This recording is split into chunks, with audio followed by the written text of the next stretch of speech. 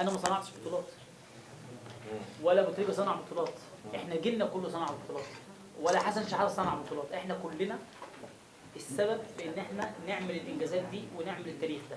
اللي انا قصدي اقوله ان انا لما مش عارف انا نزلت الصوره، كان حد كتب نزله كتبه ان انا بلوم ابو تريكه، او ان انا مش، هي الصوره موجوده عندي على الانستجرام مش فاكر، فلقيت كومنت نفس الحكايه برضو، لقيت الناس طالعه عماله تشتم جامد جدا، فانت ده فاكر نفسه بيقارن نفسه بمين، انت فين وابو تريكه فين ومش عارف ايه. طب يا جماعه ماشي، ما هو اراء، انا ما بقولش ان انا احسن، انا عمري في حياتي ما قلت ان انا احسن من ابو تريكه، عمري ما قلت. وانا ابو تريكه بقول لعيب كبير جدا ولاعيب بنحترمه كلنا ولاعيب مثل اعلى لينا كلنا، واقول ابو تريكه احسن مني.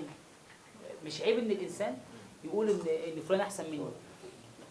انا قصدي ان انا لما قلت كده الناس كلها بتفتكر انت فين وابو تريكه فين، الانجازات ومش الانجازات. طب ما انا قعدت بقول بيني وبين نفسي، طب ماشي حلو، ابو تريكه انا ايه يعني ابو تريكه كسب كاس افريقيا مرتين وانا كسبته مرتين، تمام. ابو تريكه حقق انجازات مع الاهلي انا حققتها في الانديه اللي لعبت فيها. انا ما لعبتش في مصر بس كسبت دوري الماني مرتين، لعبت في نادي كبير جدا، حققت انجازات. ممكن ابو تريكه القابه مع النادي الاهلي كتيره، بس طبعا ما انت لازم بتلعب في النادي الاهلي، لو بتلعب في الاهلي 10 سنين هتكسب الدوري 10 مرات. الدوري الاهلي بيكسب في 10 سنين الدوري، من 10 سنين بيكسبوا 9 مرات، يعني لو راح منه مره يبقى اللي هو يعني الحمد لله. فايه، فاللي انا قصدي اقوله انت لو بتلعب في نادي كبير زي ده بتكسب الدوري، كل الالقاب دي، زي مثلا شفاينشتايجر في بايرن، وفيليب لام 10 سنين ولا 12 سنه في الدوري الالماني. تعالى عد الالقاب اللي بيكسبوها، ما انت مش هتعرف تعد عشان بتلعب في النادي اللي هو الايه، النادي الاعظم، او مش النادي الاعظم، اللي هو نادي الالقاب الزعيم.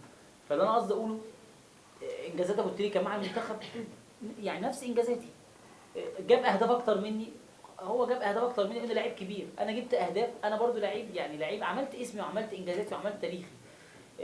فاللي انا قصدي اقوله ان احنا صعب ان احنا نقعد بقى ايه نقول ان فلان عمل وفلان ما عملش. انا لما نزل الانترفيو اللي نزل ده، انا ما هاجمتش ابو تريكه، انا بقول زيدان، او قالوا زيدان يلوم ابو تريكه، او زيدان مش عارف يعاتب ابو تريكه او الكلام ده. فهي الفكره، انا ومش زعلان منه ومش بعاتبه او مش بلومه، لا يعني انا كنت اتمنى ان زميل الملاعب وزميل المنتخب وزميل الالقاب يبقى هو جنبي وعرف